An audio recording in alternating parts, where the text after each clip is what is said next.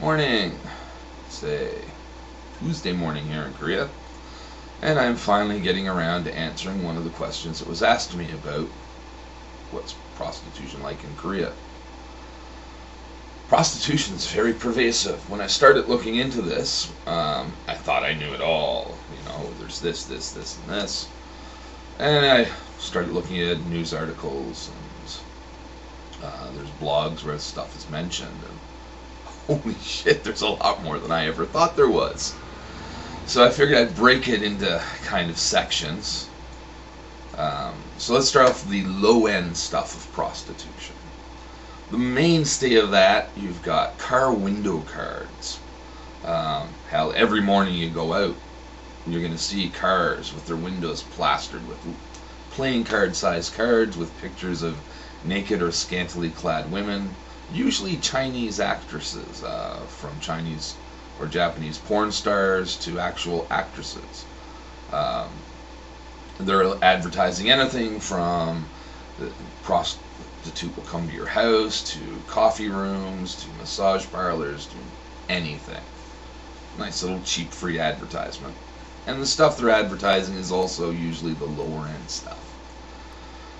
Well, I mentioned coffee rooms. They'll come to your house and bring coffee. Tabang is the Korean name for a coffee room. You can go in and have coffee with a pretty woman. If you enjoy each other's company, you can have a little more. But they also deliver for the price of 2 cups of coffee, which would be about $4. She will come to your home or your business.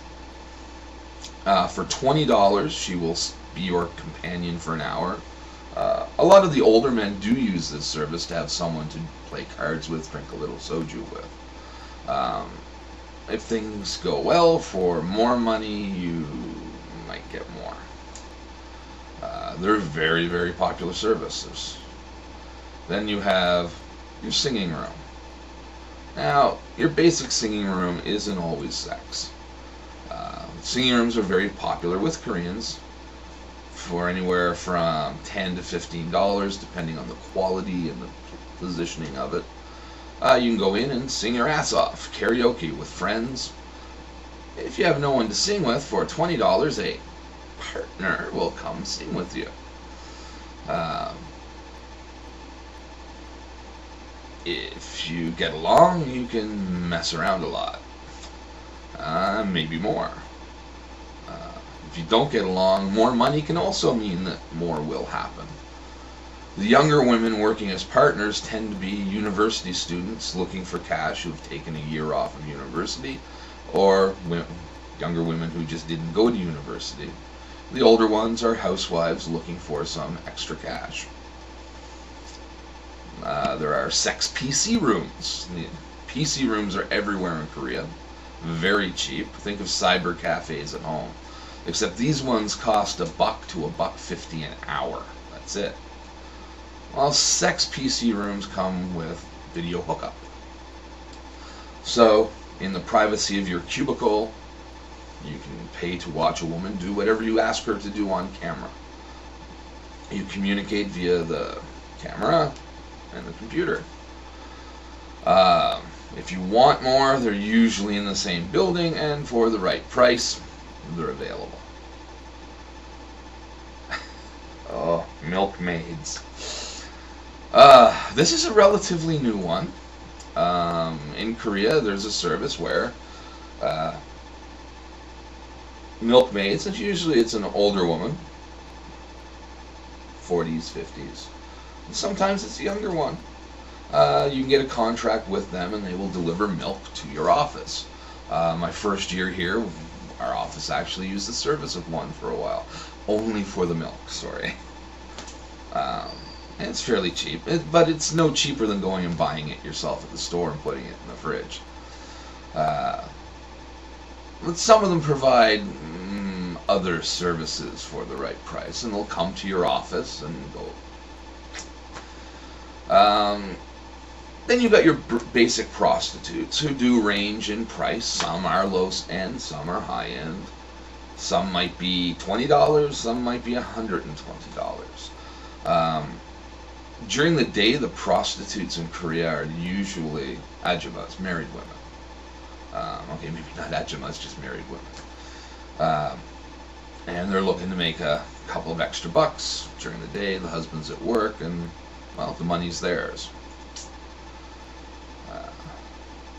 So I'm going to end here, and the next one will be about the mid-range stuff. There's a lot more mid-range stuff. Something I should mention. Like I said, prostitution is everywhere in Korea. I can't go to work without seeing something that has to do with it. Whether it's a massage parlor, a tabang, or a milkmaid. Technically it is illegal in Korea. But due to bribery and apathy, the laws aren't really enforced. Right now, in one part of Seoul, pardon me while I pop something up, Jangan-dong in Seoul, the police have decided they will crack down on prostitution. The head of the police in that area wants to clean up his district. Well, it's caused the pimps to fight back. One pimp committed suicide. Another one released names of police officers that he pays bribes to. I'll put a link to this on the note. Very interesting. It's up on a blog by a guy who lives in Korea. Pretty interesting blog called Marmot's Hole.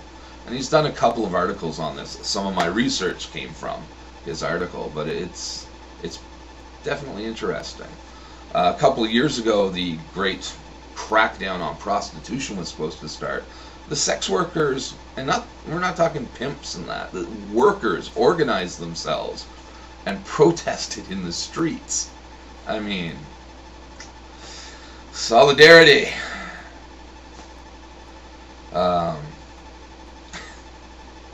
Yeah, for a country that tells everyone it's a conservative country, prostitution is just so prevalent. It's so everywhere.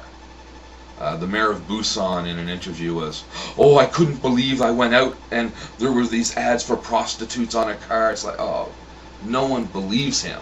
They know he's all just blowing smoke out of his ass. Because everyone knows it's there. Kids will collect the cards with the prostitutes on them. "Oh, look, it's Miss Jin Ho. It's Young Ho, 1995. All right, I got her card." Not in that way, but they will collect the cards. And I actually had middle school students say, "Oh, teacher, when you're coming to work, you see cards, get them for me." No. Sorry, I draw the line there. Anyways, more in the next one on what I'll call mid-range prostitution. Hope you're having a good morning. Ciao.